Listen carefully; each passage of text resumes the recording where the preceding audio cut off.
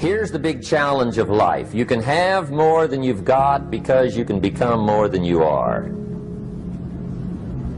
That's the challenge.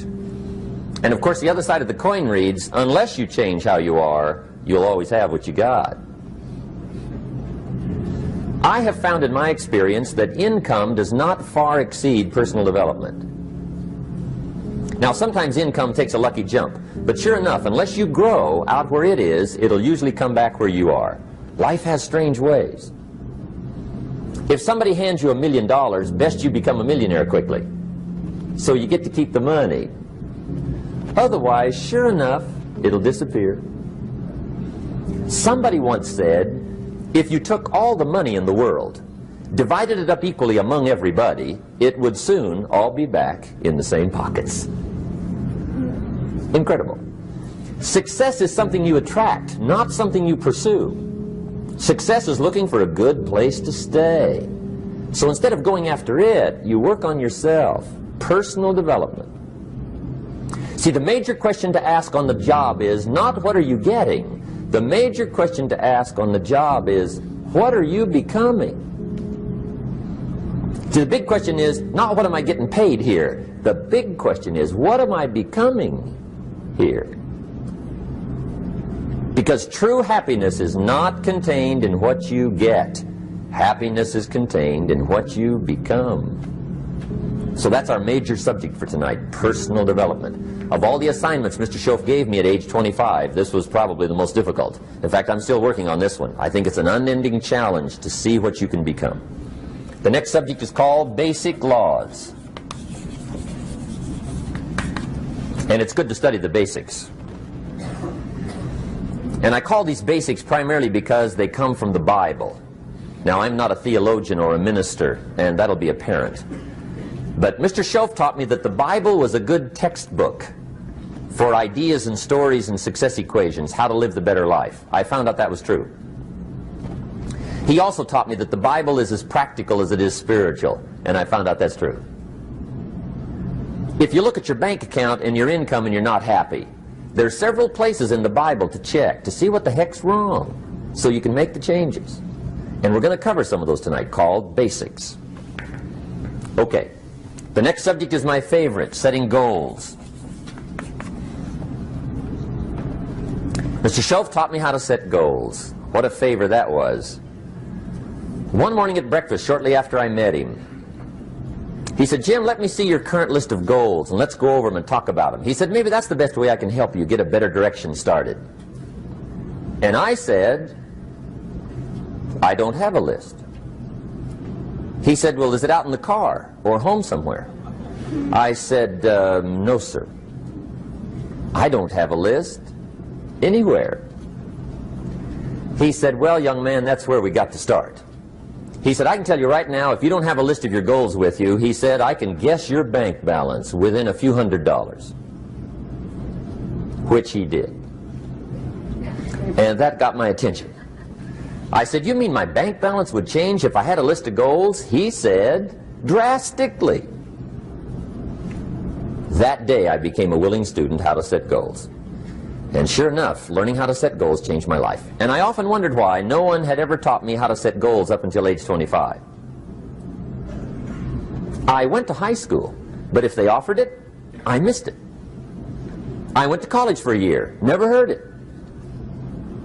I worked for Sears. Really. And to my knowledge, Sears never taught it. Right? How to set goals. So here I am, age 25, married, my family's starting, I've been to college, I'm working, and I still don't know how to set goals. But fortunately, when I was 25, I met the man who taught me how, and it revolutionized my whole life. Economically, socially, personally, it's incredible. So I want to share with you tonight what Mr. Schoaf shared with me, how to set goals. It can be a life changer. Okay. The next subject is the negative part of the seminar. Life is part negative, so we got to talk about the negative. And this subject is called diseases of attitude. Diseases of attitude. There's a lot of things that can wreck your chances to do well. We live in a rather dangerous world, so you got to be not only wise, you got to be careful. Now, attitude diseases are just as bad as physical diseases, right? High blood pressure, heart trouble. I mean, a lot of things lace your chances to do well. So you've got to be careful. And attitude diseases are deadly. I mean, they'll destroy all the good things you start. Okay? So we'll go through those attitude diseases, how to spot them, how to look for them, what they are, and the cure. And I'm a pro on these because I've had them all, so I can give you excellent advice on these. Now, the last subject we're going to consider tonight is called the day that turns your life around. The day that turns your life around. And under this subject, we're going to talk about the emotions that can change your life. Human beings are emotional creatures, and emotions are powerful for life change. Now, of course, emotions are so powerful they can go either way on you. Emotions can either build or destroy. So you really have to employ emotions properly. We call civilization the intelligent management of human emotions. If you can intelligently apply your emotions in the right direction, no telling what can happen. Could turn your life around one day would be sufficient. So we'll talk about those. Okay. Now that's a lot to cover in one evening, but we'll keep at it here and see if we can't get it all done. I'd like to have you now jot down the theme of the seminar. Every seminar should have a theme, I guess. We've got one. It's on some of our literature if you happen to notice it, but if you didn't, for your notes, here it is. The theme of the seminar goes like this: the major key to your better future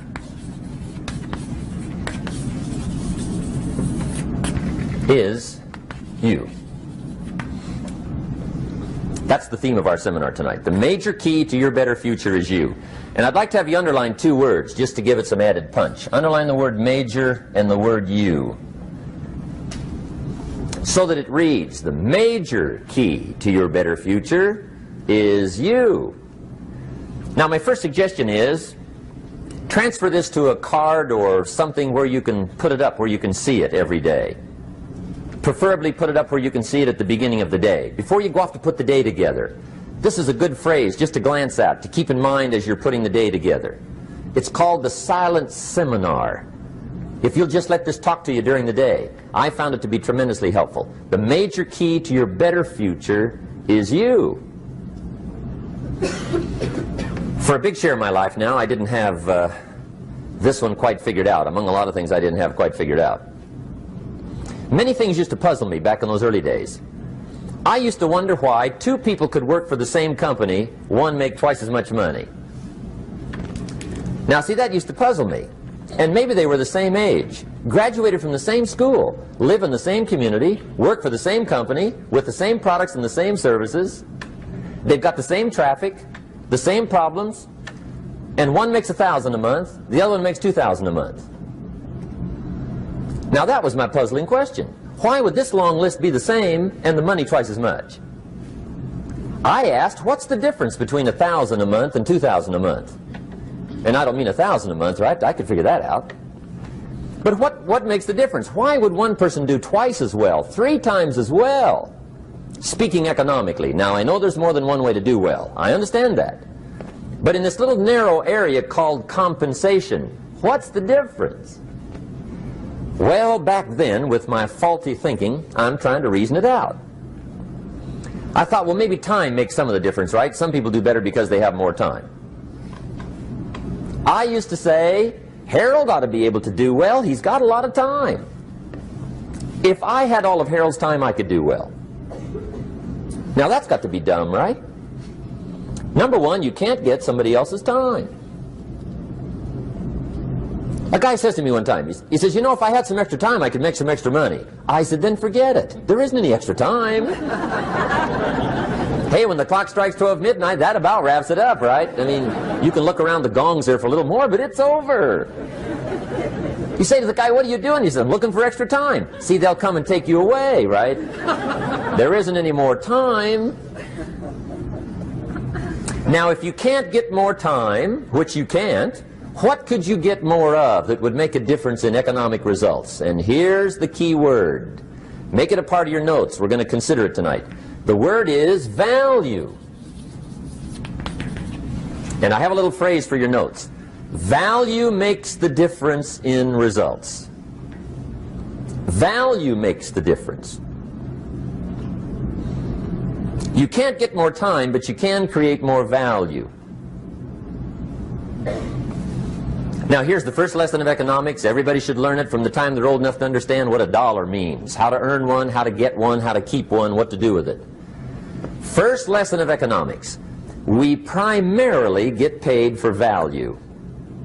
That's lesson one. Bringing value to the marketplace, that's how you get paid. You don't get paid for the time. I know it takes time to bring value to the marketplace, but you get paid for the value, not the time. Now, since that's true, here's one of the key questions of the evening. Is it possible to become twice as valuable at the marketplace and make twice as much money in the same time?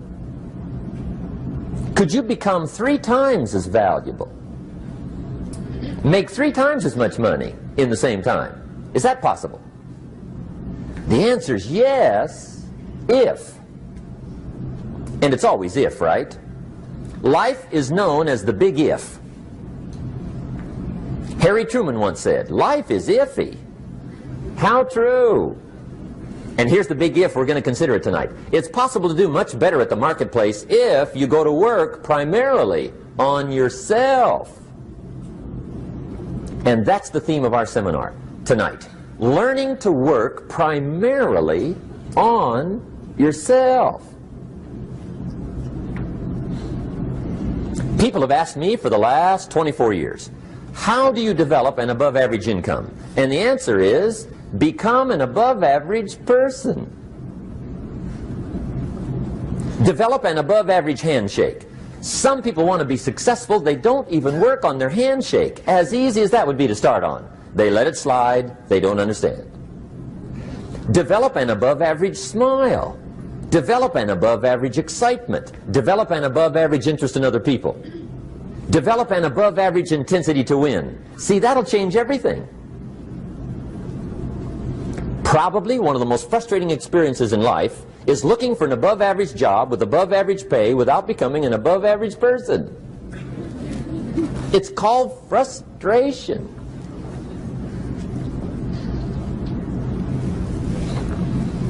And Mr. Schoaf gave me probably the greatest clue he gave me when I first met him.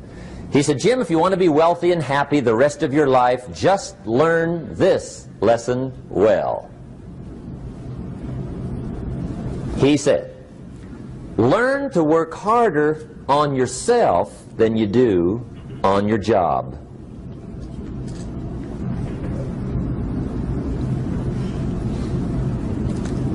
Then Mr. Schoaf gave me probably one of the most important clues among so many things he taught me, but this was in those early days.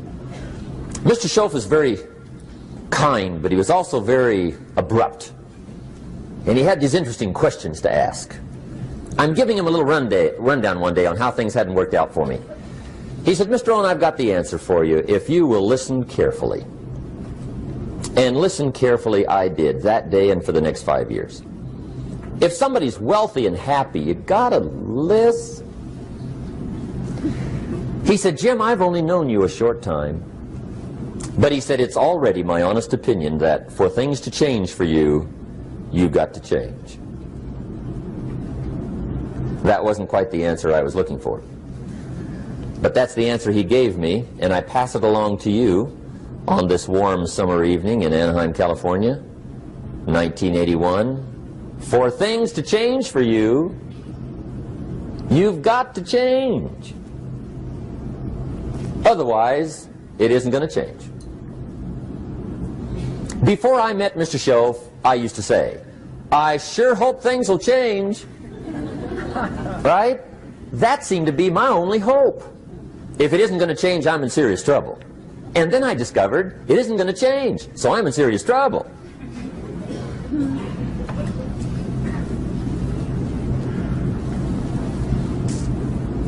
See, I can tell you what the 80s are going to be like. You have dropped into the right place.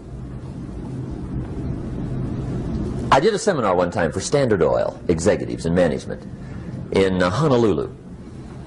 And we're having a conference one day around this big conference table. And one of them said to me, Mr. Rohn, you know some fairly important people halfway around the world. What do you think the 80s are going to be like? I said, gentlemen, I do know the right people.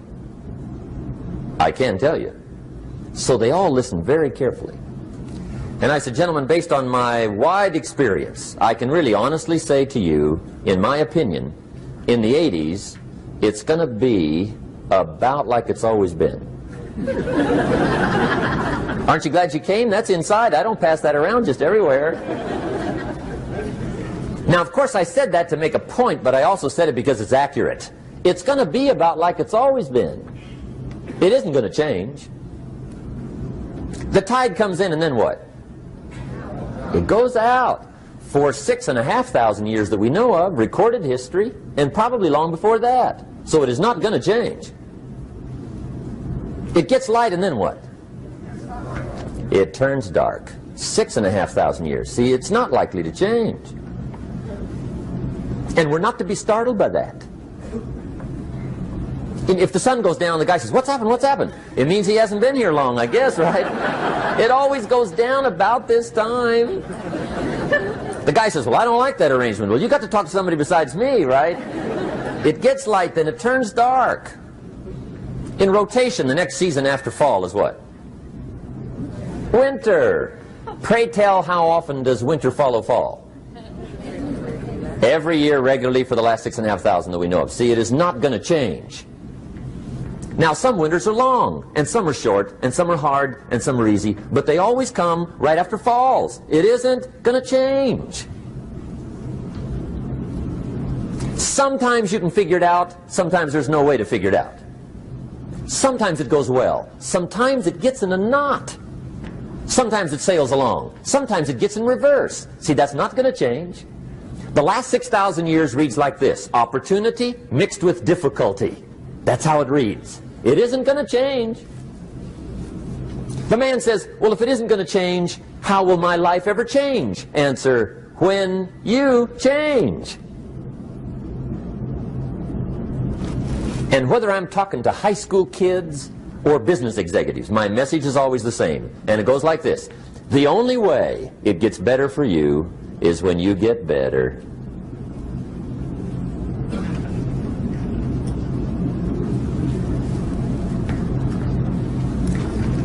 Let me give you the 4 major lessons in life to learn. Here's 4 majors. It's good to study the majors. In our weekend seminar we teach, some people don't do well because they major in minor things. You've got to be on the lookout. At the end of every week, end of every month, you've got to check, make sure you're not spending major time on minor things. Okay, we go through that whole series. Majors and minors. Now, let me give you 2 phrases before we get to the 4 majors. This will set it up and you'll see where I'm going. 2 key phrases for your notes. Here's the first one. Life and business is like the changing seasons. That's the first phrase. Life and business is like the changing seasons. One of the best ways to describe life, it's like the seasons. Frank Sinatra sings, life is like the seasons. Now here's the second phrase. Very important.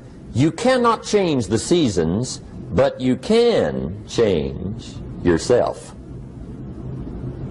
You can't change the seasons, but you can change yourself. And see, that's how life gets better for you, not by chance, but by change. Now, here's the 4 major lessons in life to learn. I've got my first book finished. Came out a couple of weeks ago. This is in it. The 4 major lessons in life to learn. Here they are. Number 1, learn how to handle the winters. That's lesson 1. They come right after falls with regularity. Some are long and some are short and some are hard and some are easy, but they keep coming. You must learn to handle the nights. They come right after days. You must learn to handle difficulty. It comes right after opportunity. You must learn to handle recessions. They always follow progressions. For the last 6,000. See, it isn't going to change. The lesson you must learn is how to handle it. And there's all kinds of winters, right? The winter when you can't figure it out. The winter when it all goes smash. The winter when it turns belly up. The winter when it won't work, when you've run out of money and you've got a broken heart. See, those are winter times. There's all kinds. Economic winters, social winters, personal winters. When your heart is smashed in 1,000 pieces and the nights are unusually long, your prayers seem to go no higher than your head. It's wintertime. Barbra Streisand sings, "It used to be so natural to talk about forever, but used to be's don't count anymore. They just lay on the floor till we sweep them away. You don't sing me love songs, and you don't say you need me, and you don't bring me flowers anymore." A song of winter. But see, the disappointments come. Those are normal. That's part of life. But the question is, how do you handle it? How do you handle the coming winters and the disappointments and the down times? Well, you can't get rid of January by tearing it off the calendar. But here's what you can do. You can get stronger, you can get wiser, and you can get better. The winters won't change, but you can. And that's how life changes for you. See, before I understood, when it was winter, I used to wish it was summer. I didn't understand. When it was hard, I used to wish it was easy. I didn't know. And then Mr. Schoaf gave me a part of his very unique philosophy when he said, "Don't wish it was easier, wish you were better." See, that triggered my whole life change. Don't wish for less problems. Wish for more skills. Don't wish for less challenge. Wish for more wisdom. That's the key. So that's lesson one. Learn how to handle the winters. Here's lesson two. Learn how to take advantage of the spring. That's the second one. Spring is called opportunity. And spring follows winter. What a great place for it. If you were going to put it somewhere, that'd be the place to put it, right after winter. And pray tell, how often does spring follow winter? Every year with regularity, 6,000. You can almost count on it. See, opportunity always comes. Days follow nights. Isn't that terrific? Opportunity follows difficulty. But here's what you must learn to do. Underline these two words in that key phrase. Take advantage. Underline those two. You must learn to take advantage of the spring. See, just because spring rolls around is no sign you're going to look good come fall. You got to do something with it. In fact, you have to get good at one of two things in life. Planting in the spring or begging in the fall. Or get somebody to do it for you. See, those are about the only alternatives. Now here's what else you must do. Take advantage of the springs quickly, because there's only a few. Just a handful of springs have been handed to each of us. They don't come forever. Life is fairly brief. So you got to read every book you can get your hands on what to do with your springs while they're here. And take advantage, they soon run out. The Beatles wrote, "Life is so short." And for John Lennon, it was extra short. But life is brief. Elton John sings, "She lived her life like a candle in the wind." It's brief. So whatever you're going to do with your life, you got to get at it. Don't just let the springs pass. Here's the third major lesson in life to learn. Learn how to protect your crops all summer. You got to take care of what you start. Sure enough, as soon as you've planted your garden in the spring, the busy bugs and the noxious weeds are out to take it. And here's the next bit of truth. They will take it unless you prevent it. And that's the third major skill to learn. You've got to learn to prevent the intruder from taking all the good you start. It's one of the challenges. Here's two key phrases under number 3. First one, all good will be attacked on this planet. Maybe not the next one we get to, but on this one, all good will be attacked. Every garden will be invaded. Not to think so is naive. And here's the second phrase. All values must be defended. Political values, social values, community values, family values, marriage values, friendship values, business values. Every garden must be tended all summer. Third major lesson. Now here's number 4. Fourth major lesson in life to learn. Learn how to reap in the fall without complaint. Learn to reap come harvest time without complaint. Take full responsibility for what happens to you. It's one of the highest forms of human maturity, accepting full responsibility. It's the day you know you've passed from childhood to adulthood, the day you accept full responsibility. And another note, learn to reap in the fall without apology. Without apology if you do well, and without complaint if you don't. That's maturity. I used to have that long list of reasons why I wasn't doing well. To explain. You got to explain, right? Otherwise you're going to look bad. I used to have this funny list called Reasons for Not Looking Good.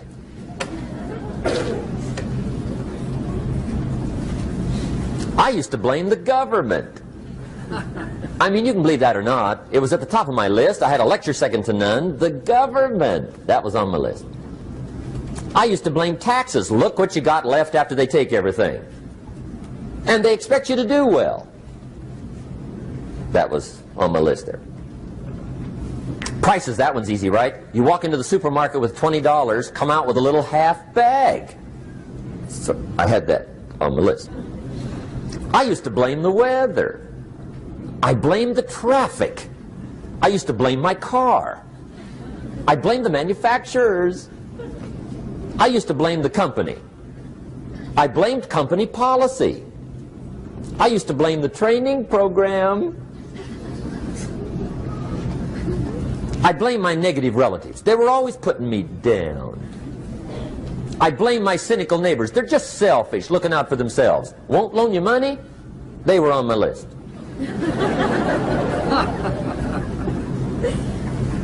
I used to blame the economy. I blamed the community. That's a pretty good list for not doing well, isn't it? I thought it was good. I'll never forget one day, Mr. Schoaf was very kind, but he was also very blunt, and this was no exception.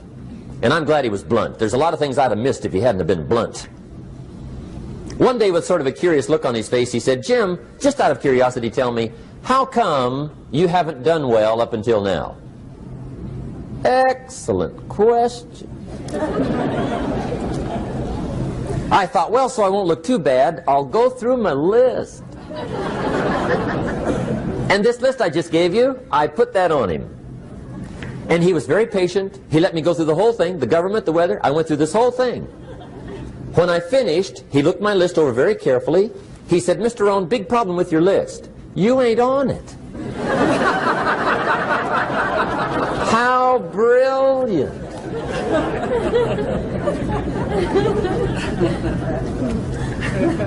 When I went to work for him a few months later, I learned very quickly to tear up my list, reasons for not doing well, and I threw it away. And I got me a fresh piece of paper. And I put one word on it. Me. There's a Black Heritage spiritual that says, "It's not my mother nor my father, nor my brother nor my sister, but it's me, O Lord, standing in the need of prayer." See, I used to blame everything outside. And then let me give you a little philosophy that helped turn my life around. For your notes, here it is.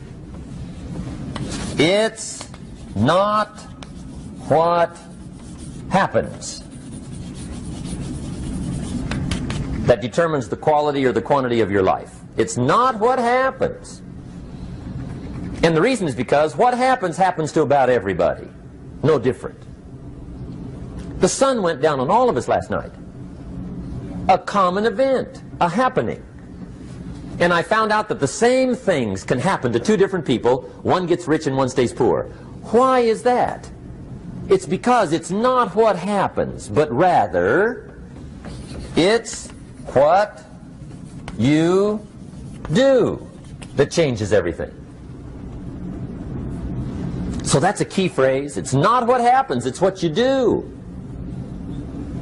What happens is about the same. You might put that in parentheses here. Same. What people do, that's what's different. Anything can happen, right? Everything can happen. I've heard all the stories. I've been one of the stories. Hey, we could all tell stories all night long, right? Happenings. Anything can happen. Have you heard of Murphy's Laws? Anybody here heard of Murphy's Laws? Okay, most of you have. Murph had these laws. One of them was, if anything can go wrong, it will. That's one of Murphy's Laws. He was not one of the great positive speakers of the day. But anyway, it's still true though, right? Anything can go wrong, everything can go wrong. For sure. I've fallen out of the sky so many times. Once to the tune of a couple of million. Devastating. Took me a while to survive that one. Now, it wasn't all that much, but it was all I had. Right? I mean, that's when it's much, right? When it's all you got. If you got 3, 2 go, you got 1 left, you ain't looking that bad. But when it all goes, has anybody been there when it all went? Anybody? Come on, the rest of you liars. Hey, we've all been there, right? When it all went. Of course, it used to be a long time ago, right? When you ran out of money, got to 0, you were all through. Heck, now you can whistle right on by 0, right? I mean, they will bury you. That's what they will do.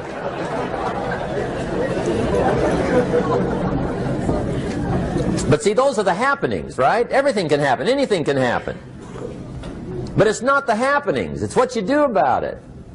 Somebody says, yeah, but you don't understand the disappointments I've had. Come on. Everybody's had their share. Disappointments are not special gifts reserved for the poor. Everybody has them. The difference is what you do about them. It's not the weather. I used to blame the weather, and I discovered it rains on the rich. So see, that won't help. 2 men wake up one morning, there's a rainstorm on. One of them looks out his window, sees the rainstorm, and he says, wow, what a storm. With weather like this, they can't expect you to go out and make sales. He stays home.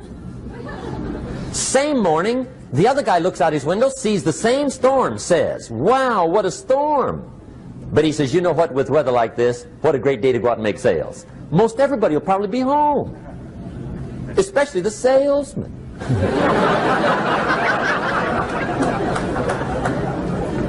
See, that's the difference in how your life works out. It's not what happens, it's what you do. So here's one of the key questions of the evening. Starting tomorrow, what are you going to do that'll make a change in your life's direction?